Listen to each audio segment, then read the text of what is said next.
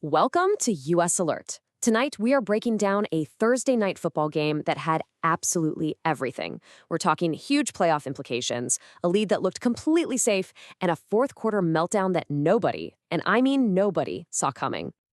So let's just get right into the biggest question of the night. How on earth does a team that has a 98% chance of winning end up losing? With just a quarter left to go, the Tampa Bay Buccaneers were up by 14 points. It was practically a done deal. So, what happened? All right, here's how we're going to break this whole thing down for you. First, we'll set the stage for this Thursday night showdown. Then we'll see how the Bucs built up that big lead. After that, we'll get into the fourth quarter collapse, the Falcons' unbelievable comeback, and finally, the fallout and who's getting the blame. Okay, let's set the scene. The date is December 11th, 2025. You've got the primetime lights shining down in Tampa for a huge divisional game. And this really gives you the whole story of what was on the line. You've got the Falcons, sitting at 4-9, pretty much just playing to spoil their rival season. And then you've got the Buccaneers at 7-6, fighting for their playoff lives. This was a must-win game for them, no question. All the pressure was on Tampa Bay. And get this, here's what made the pressure even higher. For the very first time all season, the Buccaneers' offense was completely healthy. Their star receiver, Mike Evans, was back. Jalen McMillan was ready to go. Their dream team of receivers was finally all on the field together.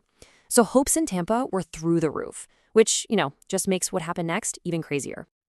And look, for most of the game, it really looked like Tampa was going to run away with it. They were in their awesome creamsicle orange jerseys, and they just seemed to have everything under control. The Bucs got on the board first, and after things were a little back and forth in the second quarter, they just came out on fire in the third.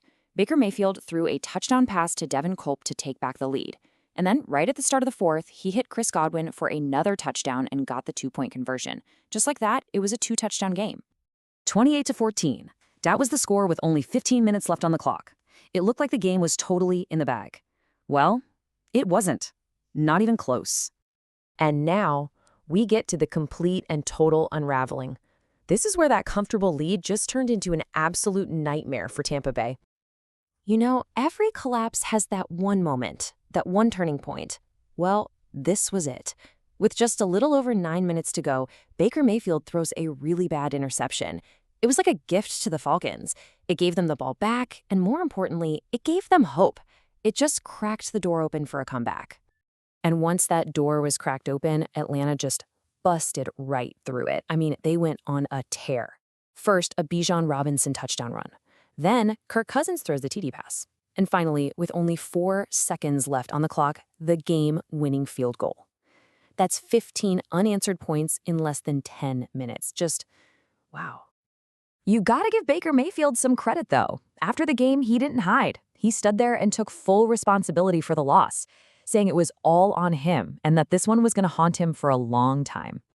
So you're probably wondering, how in the world did Atlanta even get in position for that kick? Let's break down this final drive. They had the ball on their own 30-yard line with no timeouts and less than 2 minutes to go.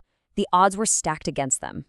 First off, the drive was almost dead on arrival. There's a sack and a fumble, but the Falcons get a lucky break with the call and keep the ball. Then they're facing an impossible 3rd and 28. But the real jaw-dropper, the miracle play, was on 4th and 14 when Cousins somehow finds David Sills V for a 20-yard gain. That kept the drive alive, and a few plays later, they kicked the game winner. And for the Falcons quarterback, Kirk Cousins, man, this was a huge moment. He's a guy who has faced a lot of criticism over the years, and he talked about how tough the last couple of years have been. He said a night like this just gives you a massive boost. Okay, so once all the celebration died down for Atlanta, the focus shifted right back to the losing side. What does a loss this bad actually mean for the Buccaneers moving forward? And here's the thing. This collapse didn't exactly come out of nowhere. It happened right in the middle of a really rough stretch for Baker Mayfield.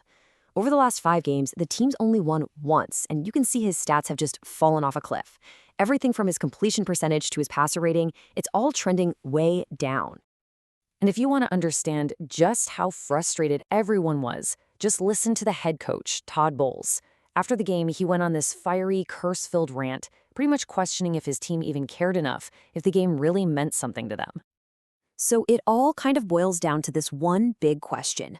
Was this epic collapse just a one-time thing, a really bad night at the office? Or is it a sign of much bigger, deeper problems for a team that, not too long ago, looked like a sure thing for the playoffs? We really want to know what you think is going on in Tampa Bay. Is it the coaching? Is it on Baker Mayfield? Drop your theory down in the comments below. And hey, if you liked this breakdown, do us a huge favor. Hit that like button, share it, and be sure to subscribe to US Alert so you never miss another explainer. Thanks for watching.